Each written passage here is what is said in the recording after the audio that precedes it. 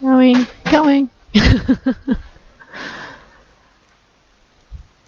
Hello, how's it going? Okay, so had some issues and volumes and stuff like that, so hopefully this will work properly. I've had to adjust some things because of updates and all that. So one of the hardest things to actually change is a habit. You know, the clearest example is smoking and stuff like that, but some people say, oh, it's an addiction, but there's a difference. It's a habit. What happens is that your brain links up the neurological pathways to make things easier for you because your brain is inherently lazy. Now, why do I bring this up? It's because there's a lot of people who get into the habit of reacting a lot to a lot of different things, and they're not thinking clearly about certain issues. They're not being reasonable. Now, a lot of people say, oh no, it's just a habit. They have a right to do this and a right to react the way they do. The feelings are valid. Yes, they can be and they are. But case in point, as I was talking to a professional not long ago, is that there's a lot of people who may have a good reason to act the way that they do or react the way that they do. However, quite often it can become a habit. If you find yourself automatically assuming something all the time, such as, oh, where did you get that? It's because you're a non-believer. All these people are bad. Example, all those people are like from big mega news corp, so therefore they must be lying to you 24/7. I found these stats in these people who I know and like. I trust anything that they tell me, but they could have gotten the information from somebody else, like third, fourth, fifth, whatever hand, and they haven't actually done a deep dive and look into what information and situation and everything that they've gone into.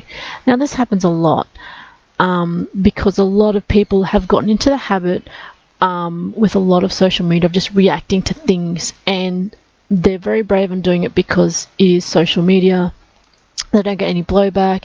It's just like a lot of people when I asked a question about, or made a statement like, querying that if you're really, really dedicated to a cause, why are you masking yourself? If you feel like you have all the power, if you feel that you are just and you're right, what's the problem with presenting an actual face?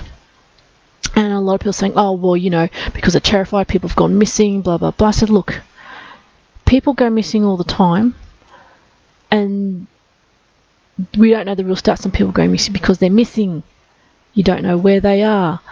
And a lot of people will, to me it seems kind of cowardly, I guess, to react in that way and to automatically say, oh, go on with the party line, or, because of, they want to protect themselves and we've got to preemptively do this and do that. I don't think there's a lot of thought that goes into that, and I think that's a sign of a lot of people being lazy with regards to their thinking. They do think a bit, otherwise they wouldn't be able to try and rationalise their situation and what they're doing and the shitty way that they're acting towards other people. And a lot of people have asked me, well, what's the solution, or is this systemic? It's all this sort of stuff. I said, well, the systems are brought about by people. They're created by people and can be changed by people, but the reason why things are the way they are is because people have gotten into the habit, they've gotten lazy, they've made assumptions, they've done all this as a way of being lazy and kind of protecting their own narrative. What do I think about that? Well, it's a shame that, critical thinking isn't always critical, but one thing you've got to ask yourself, if everyone is agreeing with you, if everyone thinks the same, what are you missing? What vital piece of information are you missing? And a lot of people say, believe the science. I said, well, isn't that just an oxymoron? And they go, well, what do you mean? I said, well, belief is more to do with religion. Science is more to do with discovery, fact, and questioning. Belief is all about not questioning, like the hardcore extreme belief is all about not questioning what you're given, where science is all about questioning. So believe the science, believe the facts. Many people will quote facts, and then when you quote facts back at them, they're going, oh, well, you're just cherry picking and you're just, twisting the facts and stats to suit yourself. I said, well, you can be doing the same thing. Any argument that you can put towards someone for not believing them or justifying your attitude can be put back on you. Now, you got to think about that a little bit. I mean, we're all human. We all make mistakes. We all live. We all have our different thoughts and opinions.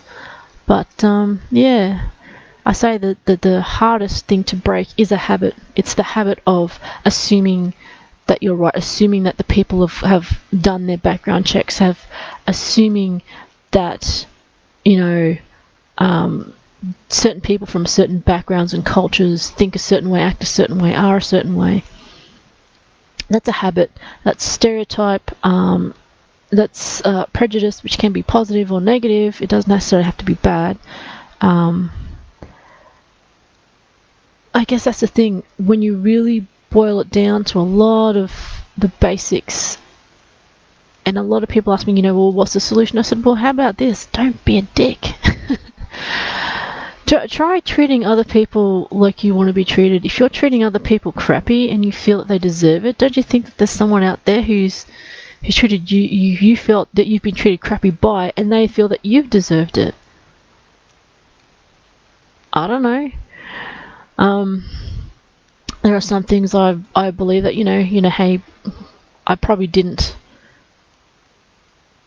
think to deserve it by my thinking of what's just and what's right, but maybe from my actions and what I put out there, the natural assumption was made and certain things happened and reactions happened.